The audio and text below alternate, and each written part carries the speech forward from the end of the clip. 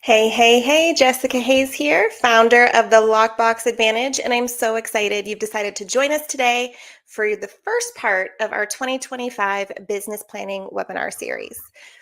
Oh my gosh, Darlene, I'm so excited for all of your comments. I'm also excited to share and learn today, grow, grind, get. Yes, love all of that energy. Before we get officially started, I want to make sure that everyone has had time to at least download the worksheets that we're going to be going through today.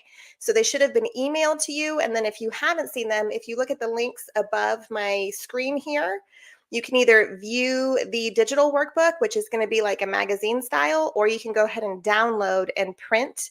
I would recommend printing the first section of the book if you are able, because there's going to be kind of a lot of things to fill in as we go through it together.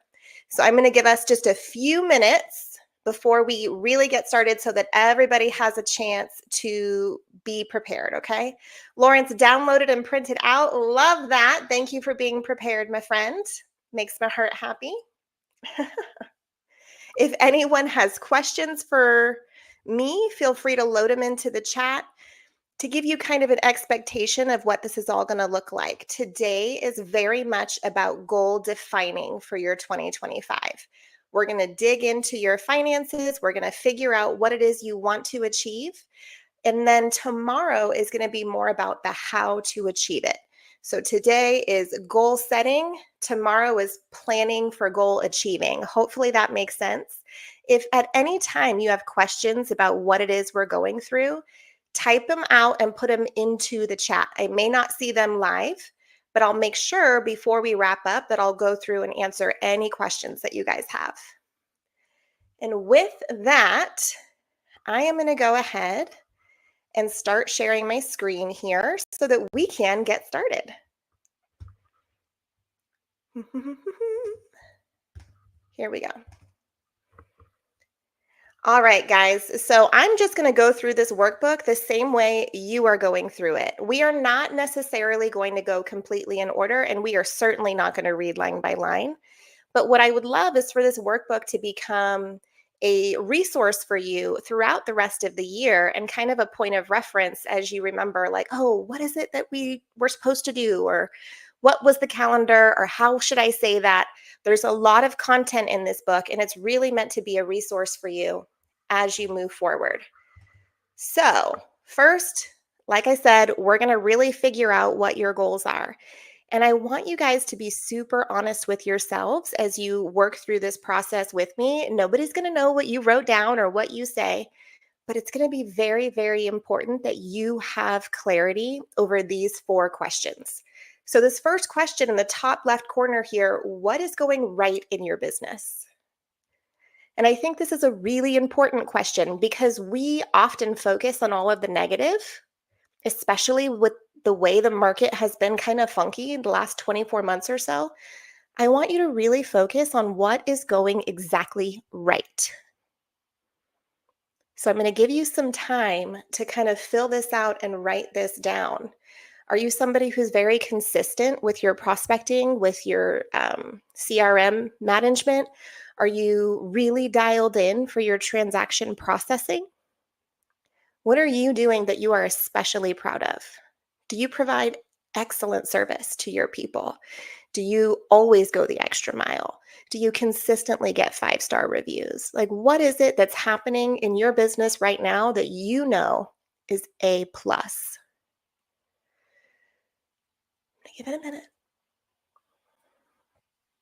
When you feel like you have that question really dialed in, do me a favor and just put like a thumbs up or a 1 in the chat so I know I can move on.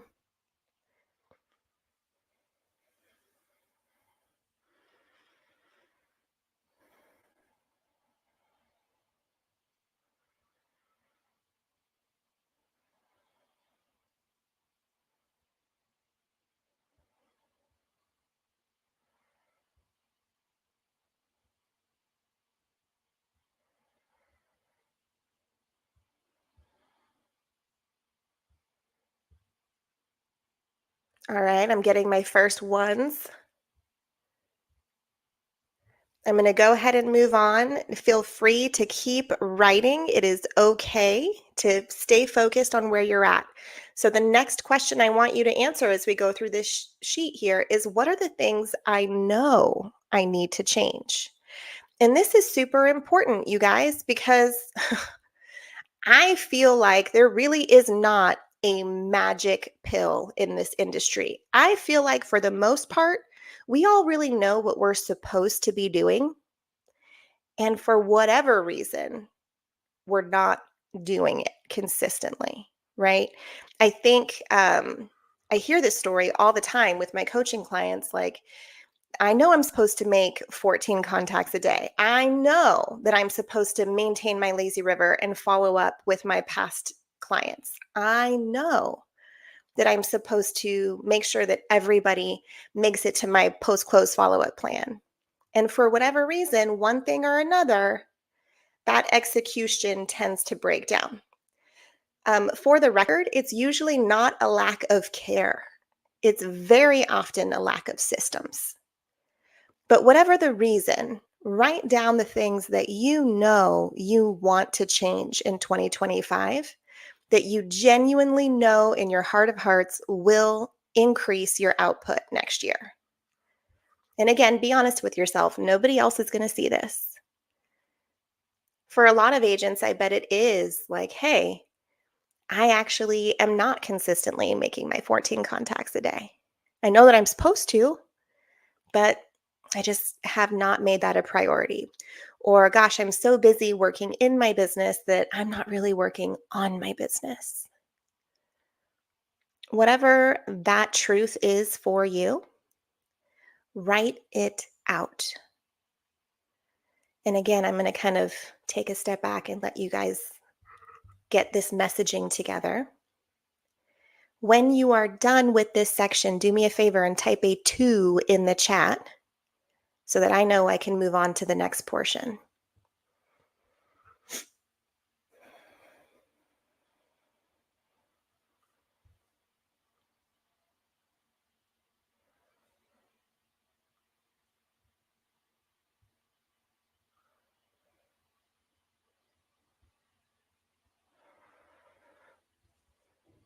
All right, I'm seeing lots of 2s. I'm going to go ahead and get started. Next question, and this is important. What will happen in your business and your life when you take massive action to make positive changes in your business with those things that you just wrote down? Hi, Rich Gotti. Not sure if you saw, Darlene says hello. And again, this is one of those things I want us to be not only honest about with ourselves, but super excited. Like, what does your business look like if you are consistently making your contacts? If you do install systems to consistently follow up with your past clients in your CRM? What kind of shifts are you going to see in your production, in your work life balance, in your ability to leverage, right? What does that look like for you? What is your ultimate impact for making these changes? Happy to have you, Rich. I'm going to let you guys really think about this. And I want you to go deep with it. I don't want you to say, well, I'll make more money, because you probably will. That's probably true. But then what happens? You've made more money, so you have more resources available to invest in more systems and more leverage. And when you're able to invest in those systems and leverage, you're able to increase your goal and your output. And now we can talk about exponentially increasing your revenue while not increasing your direct input to your business, because we have resources, systems, and leverage in place. And this is where we start to really focus on that work-life balance that we often crave. Or are you somebody whose goal it is to become a homeowner or a first-time investor or a third-time investor? Do you want to start flipping houses? Do you need the capital to make that happen? What is it that doing these things is going to change for you as a professional and just as a person? How does this impact your daily life? And as you're going through this, go ahead and type a 3 in the chat box when you're ready with this section.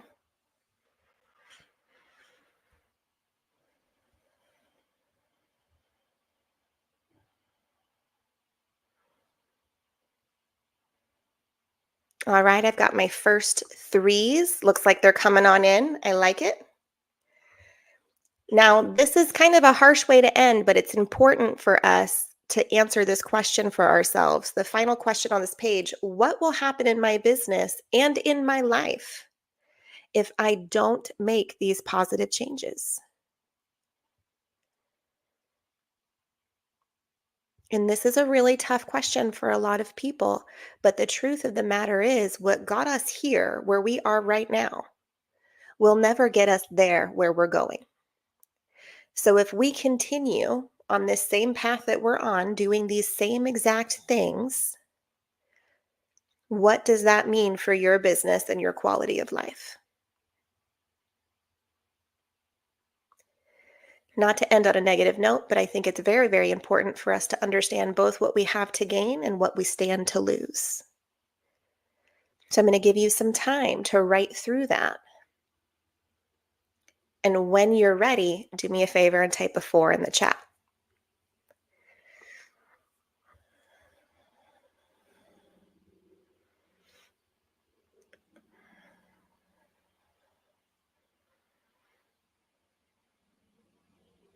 Okay, I've got my first 4. More 4s are popping in.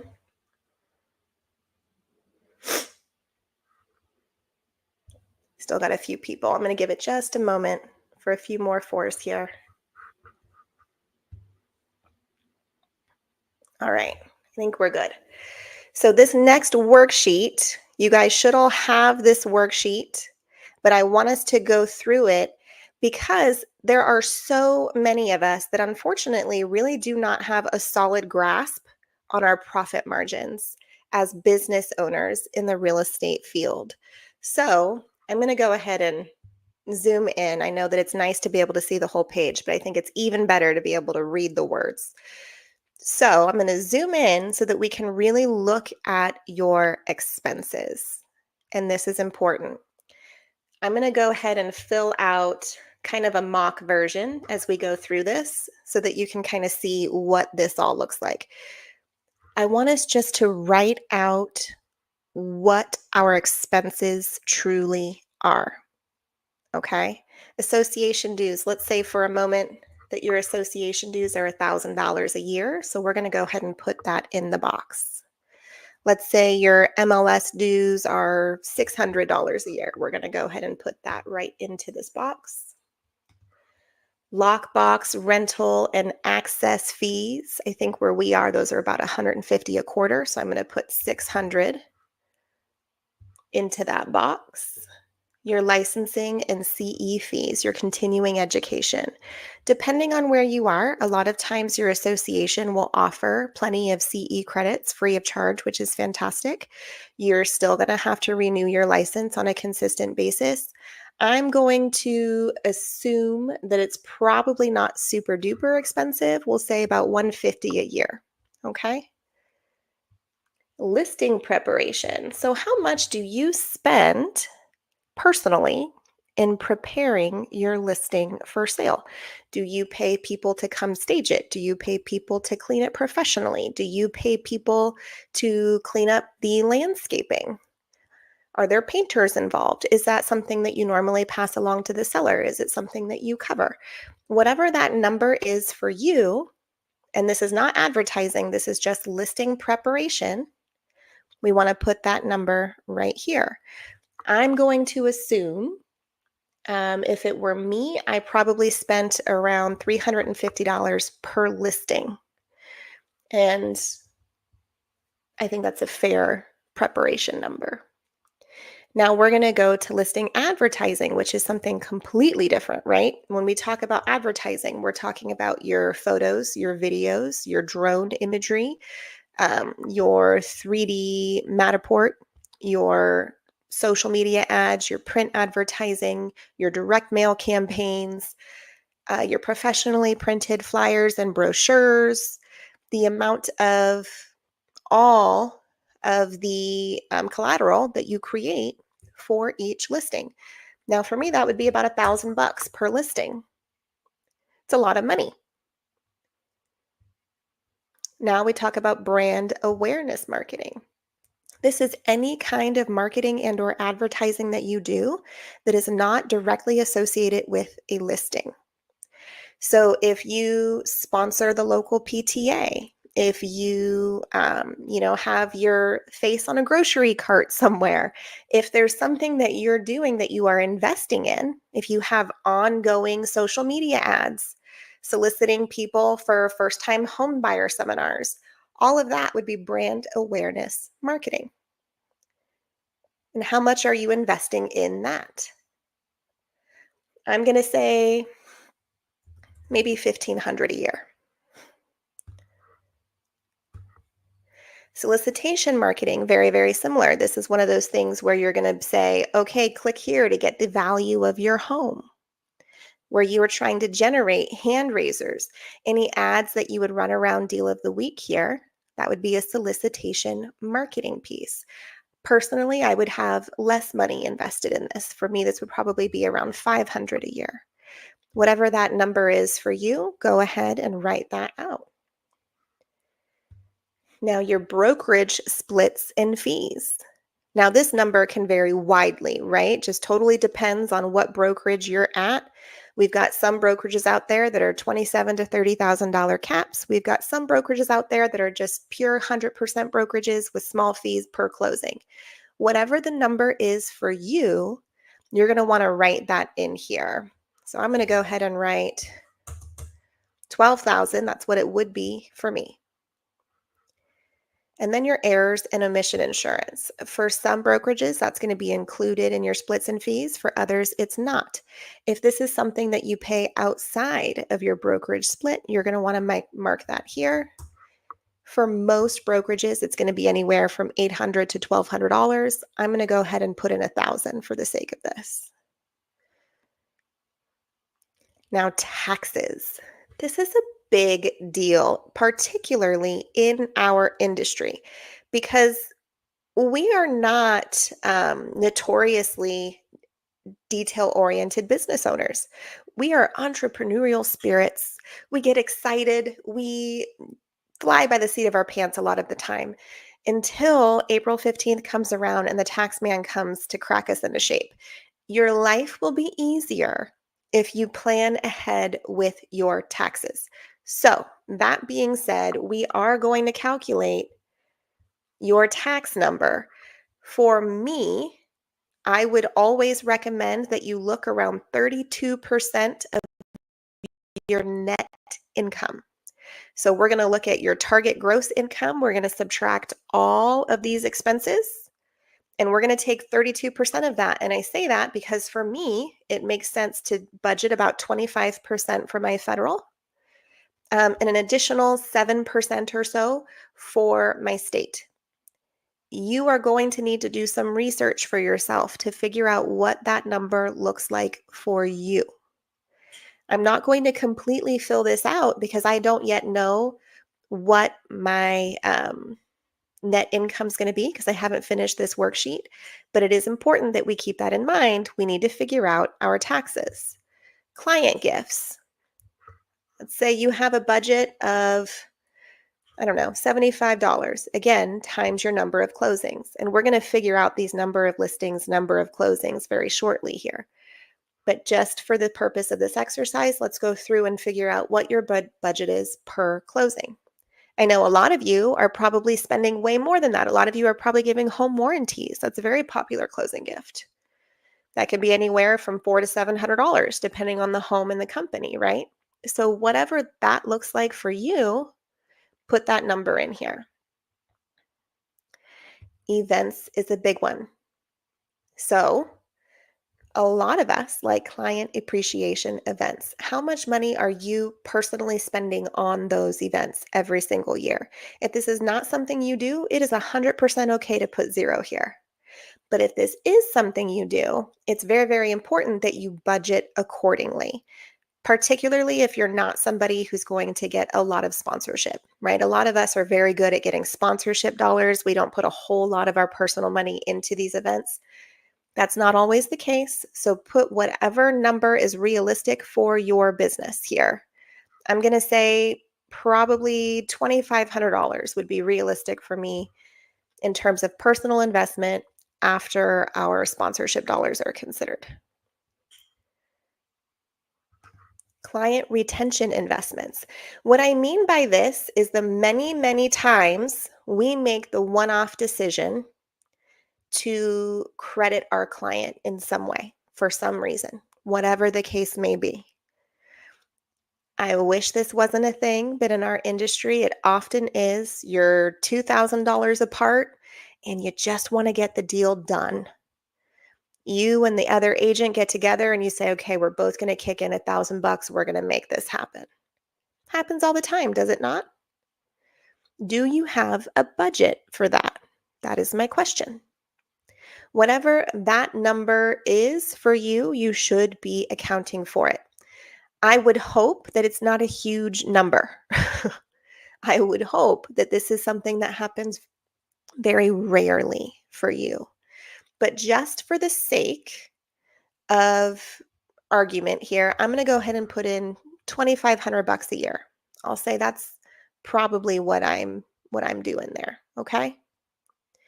Now, office supplies. This is that stuff that you don't think about. It feels like it doesn't cost anything because it's a very small amount, but it adds up over time. How often are you buying paper and ink and pens and cardstock and whatever else it is, right?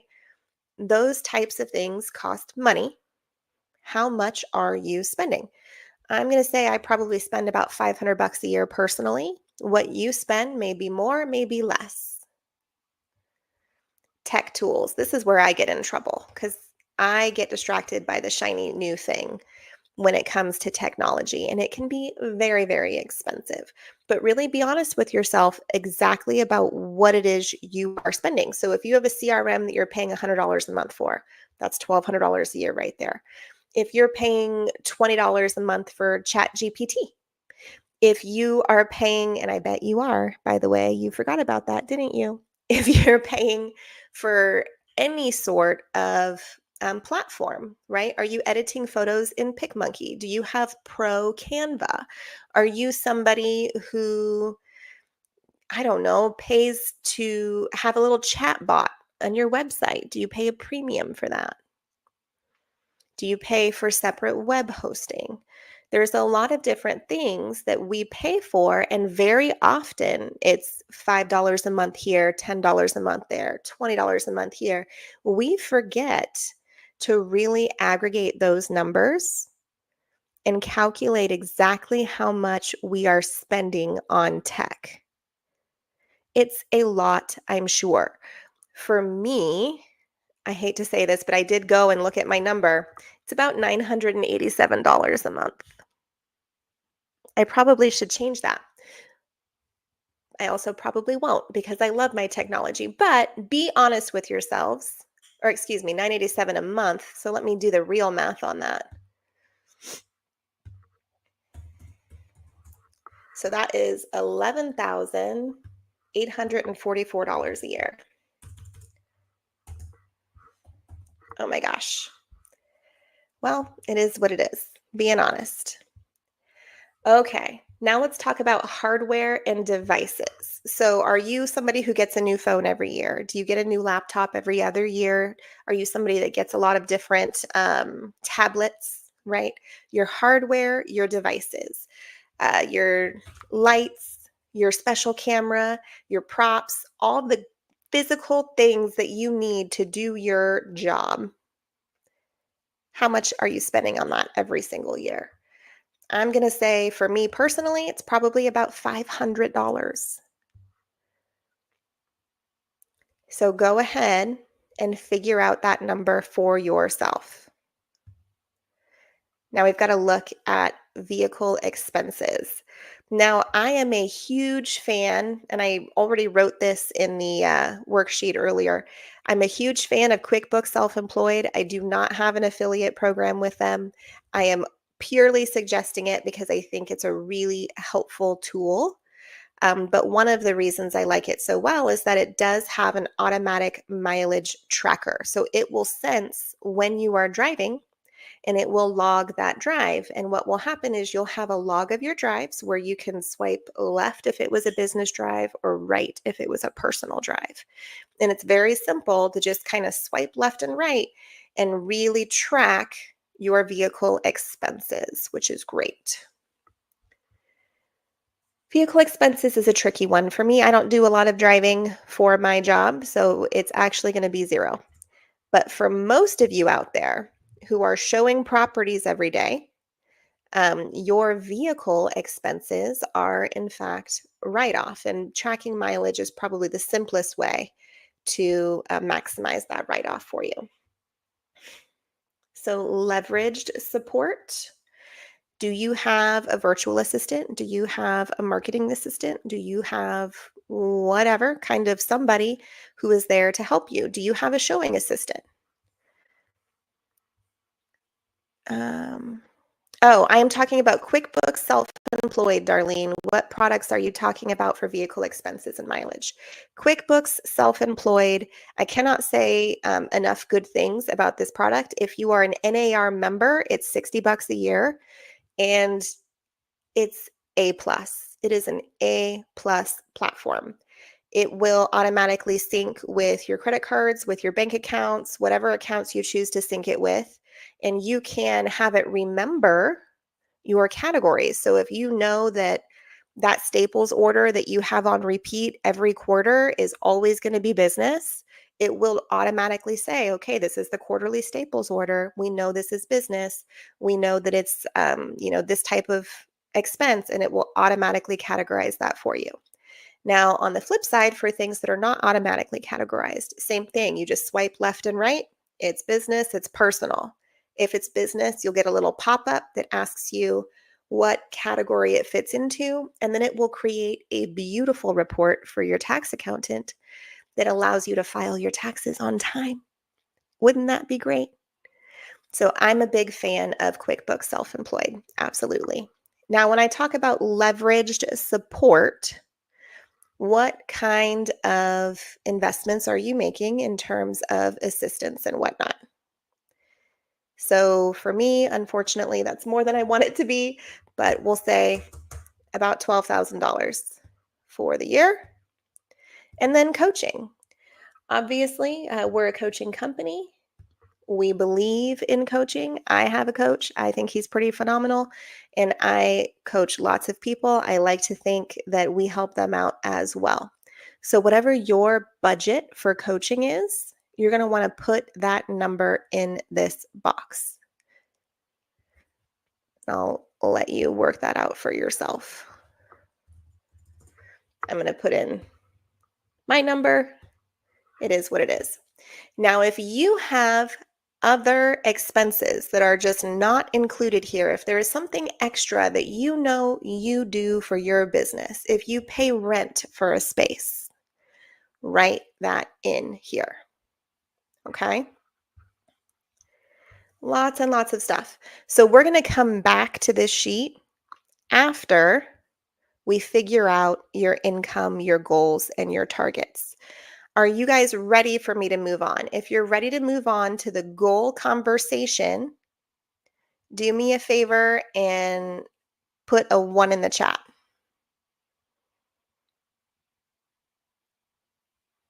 And I'll just kind of hang out and give you guys some time.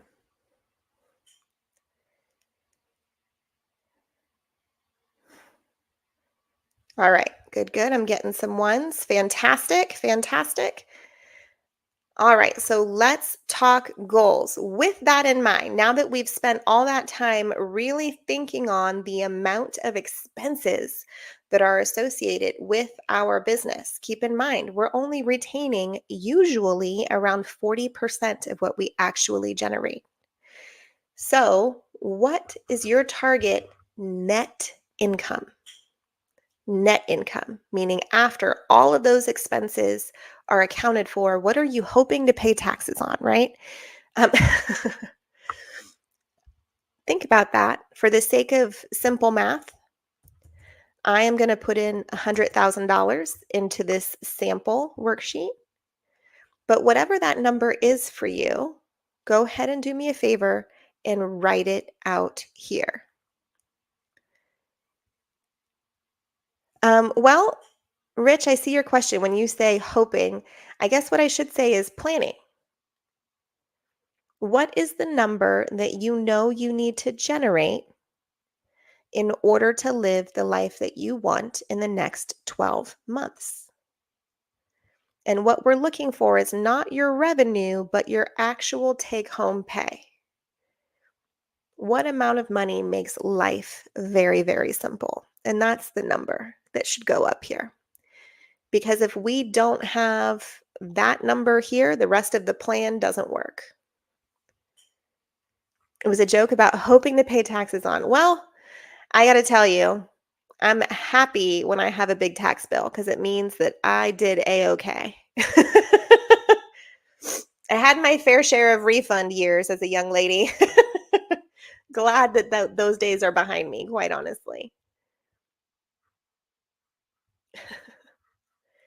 So we're going to take that number, whatever it is for you, and we're going to divide it by your retention percent. And again, for most of us, that's going to be about 40% retention.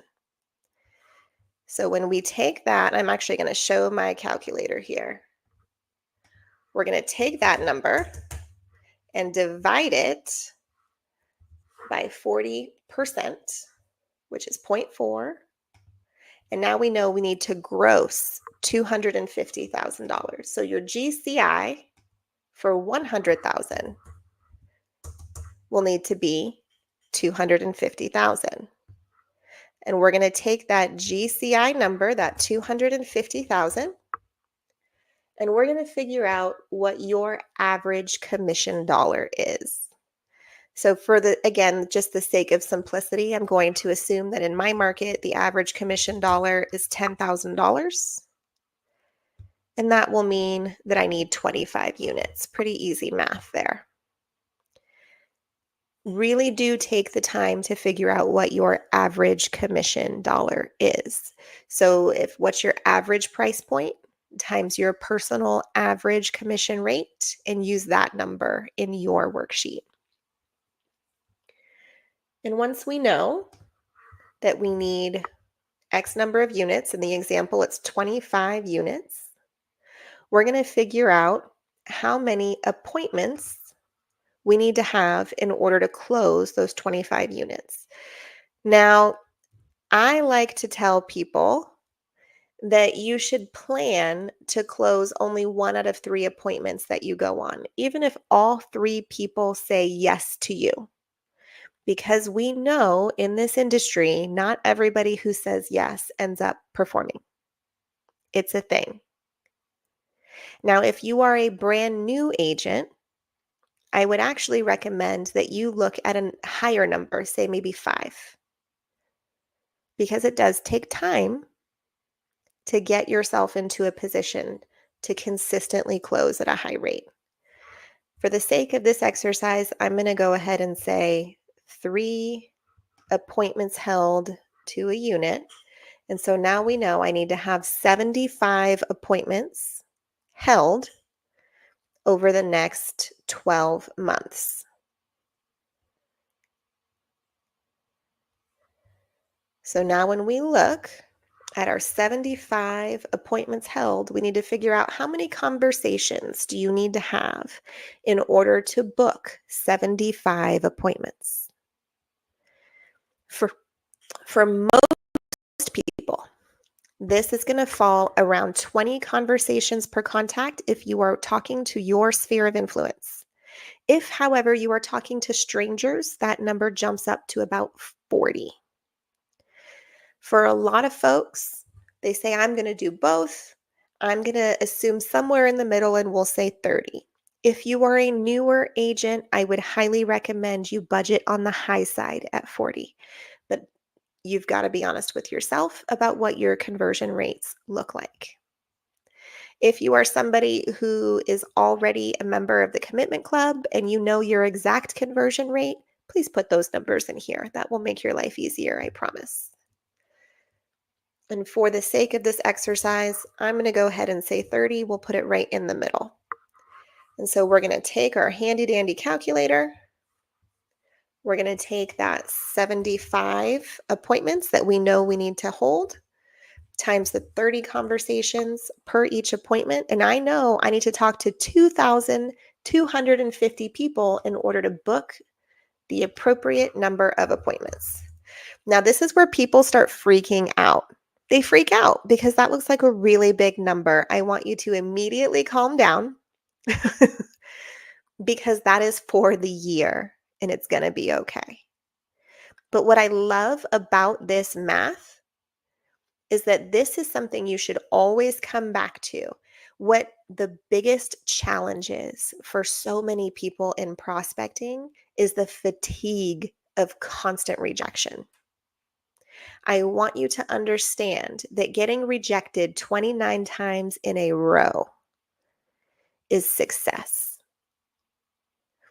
It is so easy to get bogged down, but we are expecting to talk to 2,000 people over the next year, and we only need 75 of them to say yes. That's it. So, that being the case, I hope that at the very least, this helps you kind of change your mindset a little bit around prospecting itself. Because it's very, very easy to get a little bit despondent, feel a little bit beat up.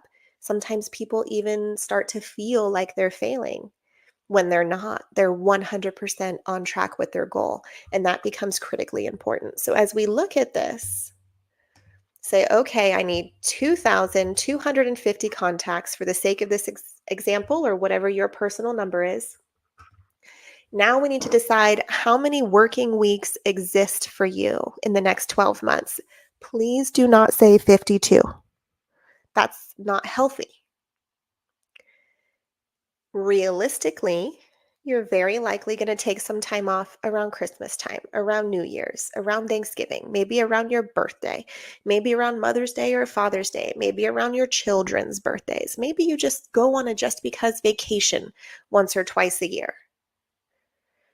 The average real estate agent works 40 weeks a year, 40 out of 52, which means we're taking 12 weeks off every single year, 3 months. We are just taking a much needed break. I caution you against burning yourself out. If 40 weeks sounds like just not enough, okay, but don't overdo it. Don't overcommit yourself. Don't stress yourself out, and certainly don't set yourself up for failure. Because what happens when we say we're going to work all 52 weeks and we calculate our numbers for a 52-week year, it becomes very easy to fall behind when you take even the slightest break. So really be honest with yourself here. I'm going to recommend that you leave it around 40. But if you sit and really think about the time for your personal life, whatever that is, write that down here. So for this example, we're looking at that 2250. We're going to divide it by 40 weeks that we plan on working.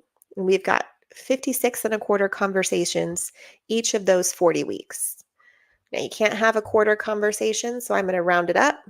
I want to talk to 57 people every single week that I'm working, knowing that when I go on vacation, I am not going to be dedicating time to prospecting, and that's okay.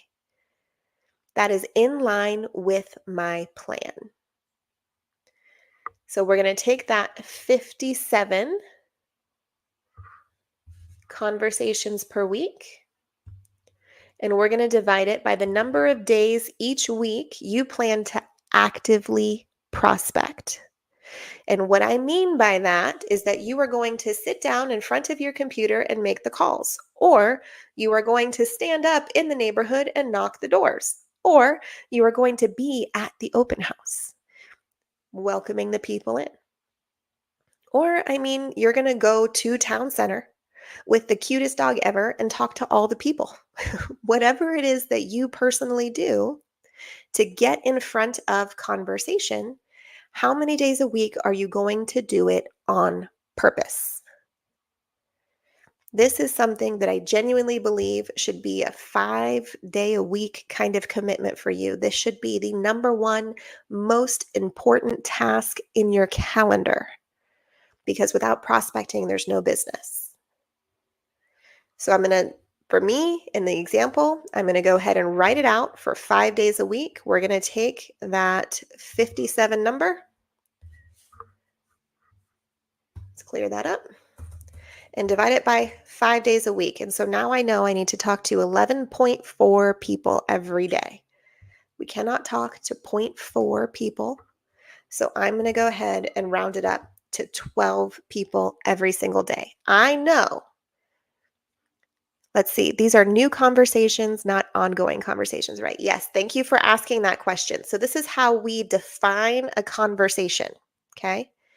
It is a two-way communication between you and another human being about real estate with whom you do not currently hold an active agency relationship with. So if you are talking to a current client, that does not count.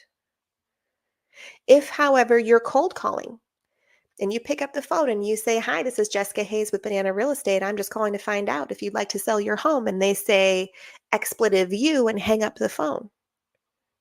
That's a contact.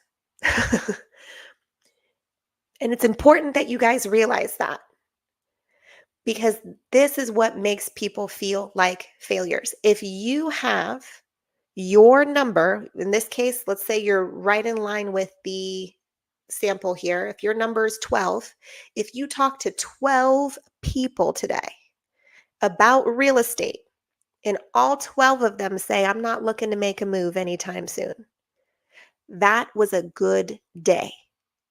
And if the same thing happens tomorrow, now you're at 24 contacts and no yeses. That was a good day. And if you get all the way to the third day before you get even one yes, that was a fantastic week. Because again, we're only looking at 30 contacts to one appointment.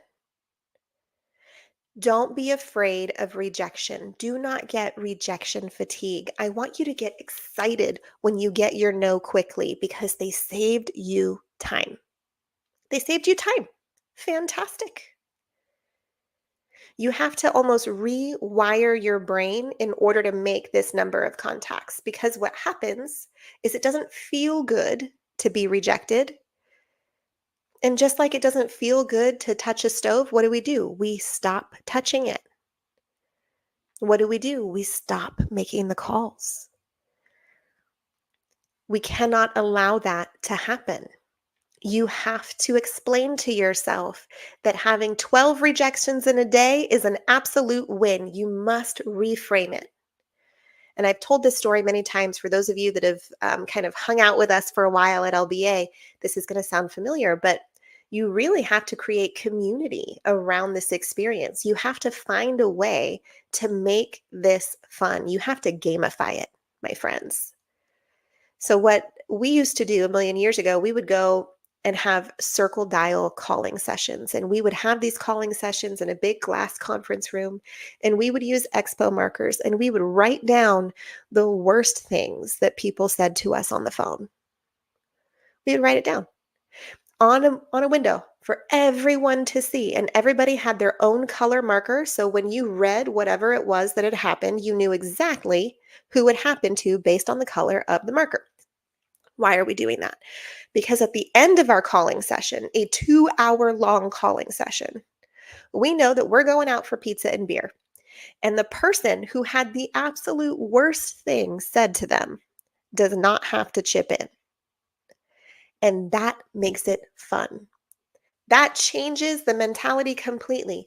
When you get on the phone and someone says a terrible, terrible thing to you, you are pumped. You're so excited. You can't wait to write it down because you, my friend, are getting free dinner. So, whatever it is for you that you have to do to make this okay, to change your frame of mind that circles your what you call it, your rejection tolerance, change it. Make it fun for yourself because you cannot skip over prospecting. Keep these things in mind. But now, when we look at this is your magic formula. This is it. This is the formula that 100% will get you to your goals. The only thing I want you to wake up and think about is hitting your daily target every day. Happy Monday. Did I hit my 12? I hit my 12. It's a good day. I can lay my head on the bed knowing I accomplished something. That is how it should feel. And this is how we will be able to go backwards and really start to change our careers, our generation, our relationship to our business. It all starts with your personal perceptions around prospecting. So now we have these numbers here. Now we can go back and finish our financial goals. Okay. So we're looking 25 units.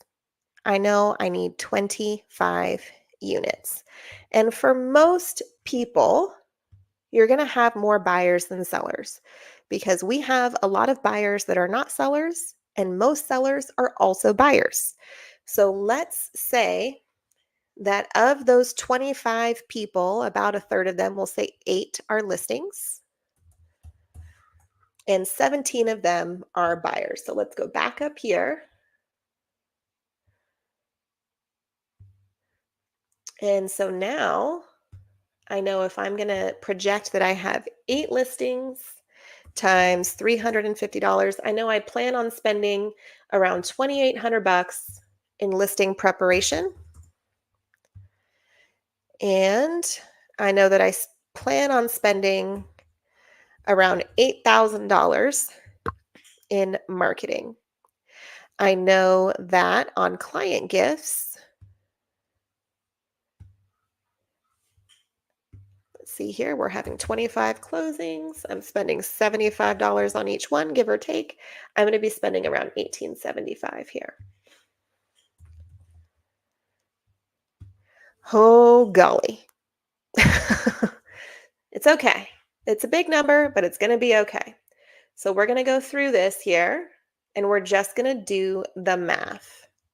So I've got my association dues, my MLS dues, my lockbox fees, licensing. And let's see, where was I with these two numbers? Okay, we've got listing preparation and marketing. Whoops, I think I missed. That's not right. I know that's not right because I missed a number. We're just going to re-add those same numbers so that we get the right answer.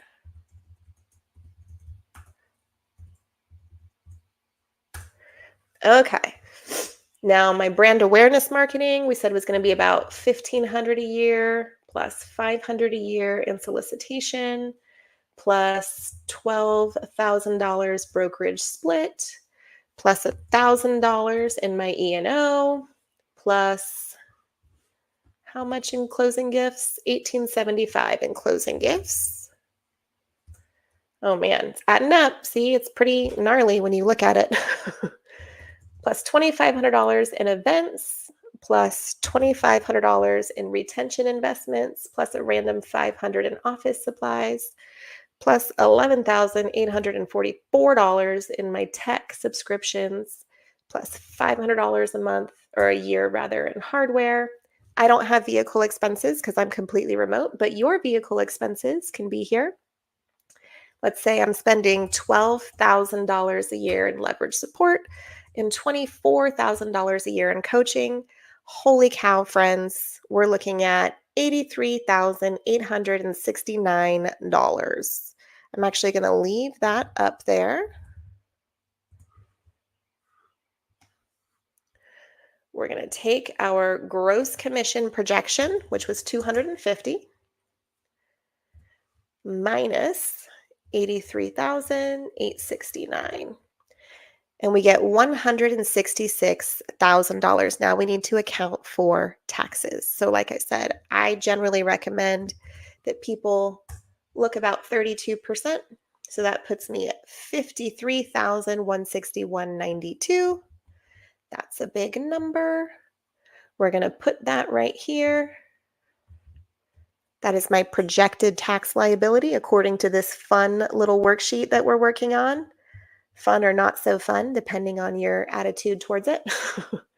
We're going to add that to our expenses. So we're going to add that number to our original 83. We're going to add 53,161.92. And now we're at $137,000 net. So I have exceeded my $100,000 goal. And that's all I wanted.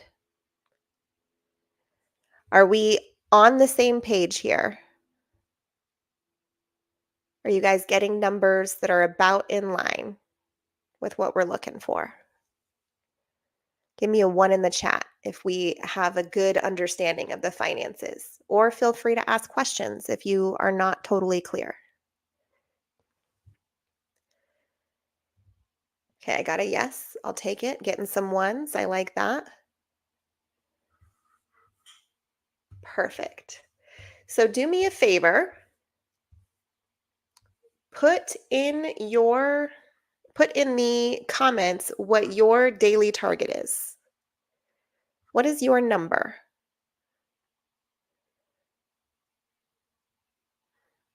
For me, it was 12. What does your number look like, guys?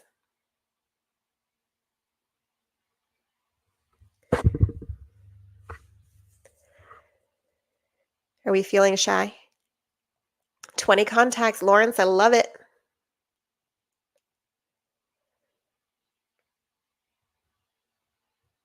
32 contacts, Rich. I love it.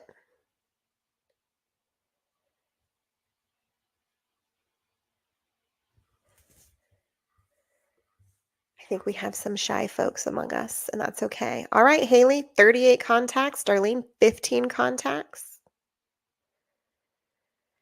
And so, my question for you, and this is somewhat rhetorical, does that make you feel better or worse to know exactly what it is you have to do? For me, I believe clarity is always better. For some people, they get some overwhelm. Give me an idea of how you're feeling, right? Are you feeling confident? Is it powerful for you to know, or I just got to talk to 38 people today? That's my only task. We get to a point in our industry where we start to feel overwhelmed by the daily number. A lot of times people think, well, I don't know that many people. I don't know how to talk to 38 people a day. Gives you confidence. You have a plan. I like that. Here's the beauty of it, guys. The numbers are designed for rejection. You don't have to talk to 38 new best friends every single day. You can, in fact, go do the things, right? If you love playing soccer, join a rec soccer league, talk to all the people. If you are a trivia nerd like myself, go to the local trivia nights at your local breweries. It's a great time. You will meet so many people. It gives a quick win to keep going. It feels good to have a plan. I love it. I want you to focus entirely on your number on your prospecting days. Confidence because you have a plan. I like it. So this was really the target for today, was to narrow down these numbers, and we went through it in record time. I really appreciate you guys hanging in there. I'm not going to go through and read this line by line, but I do want you to understand that monetary reward is just the consequence of consistent daily action. So if you are consistently tracking, you can consistently improve. We always recommend that our people track the number of attempts they made. So if you're a cold caller, it's the number of people you dialed, regardless of whether or not they answered. And then track the number of conversations you had. Again, not the number of yeses, just the number of conversations you had, prospecting conversations, compared to the number of appointments you scheduled. Agency appointments, by the way, not hair appointments. Compared to the number of appointments you were able to hold, compared to the number of appointments you were able to convert, compared to the number of contracts you were able to submit, compared to the number of contracts you ratified, compared to the total number of closed transactions. If you track those numbers for yourself on a daily basis, by the end of this year, you will have a crystal clear picture of your personal performance. And why does that matter? Because if you know where your largest opportunities are, you have a clear roadmap for growth. You have a very clear visual representation of where your largest opportunities are as a business owner, as a prospector, to become even better and more powerful in your industry. So keep that in mind. And just a fun little quote here. Quack, well, maybe. Willpower and motivation will always pale in comparison to identity design.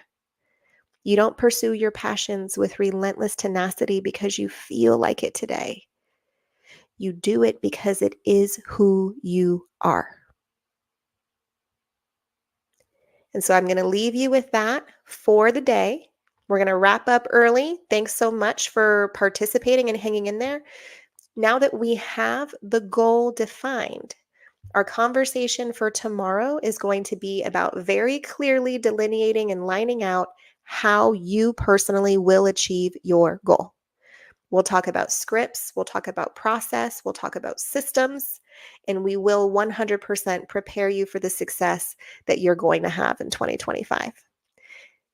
Absolutely. Thank you so much for hanging in. Thanks for coming, guys. If you have questions, go ahead and type them in the chat. Otherwise, feel free to sign out. I'm going to hang out just in case there are any questions that come up. But if you're ready to go, feel free and have a phenomenal day.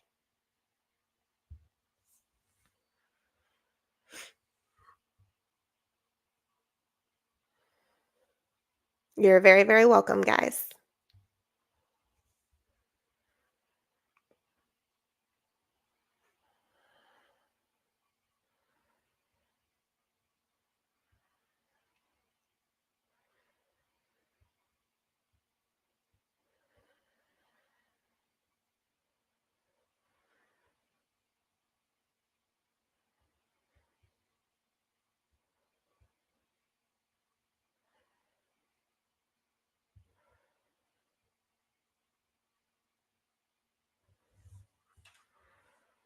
Yes, see everyone tomorrow. Thanks, Rich.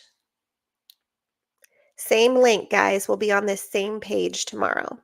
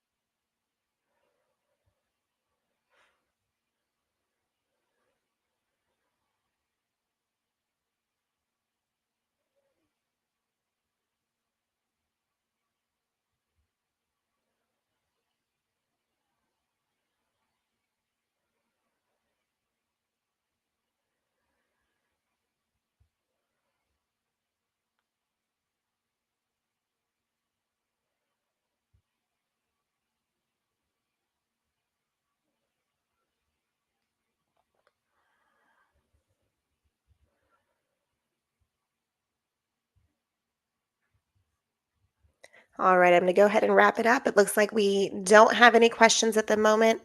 I hope everyone has a fabulous day. Make sure you get your contacts in. No rule against starting early, and I'll see you guys tomorrow.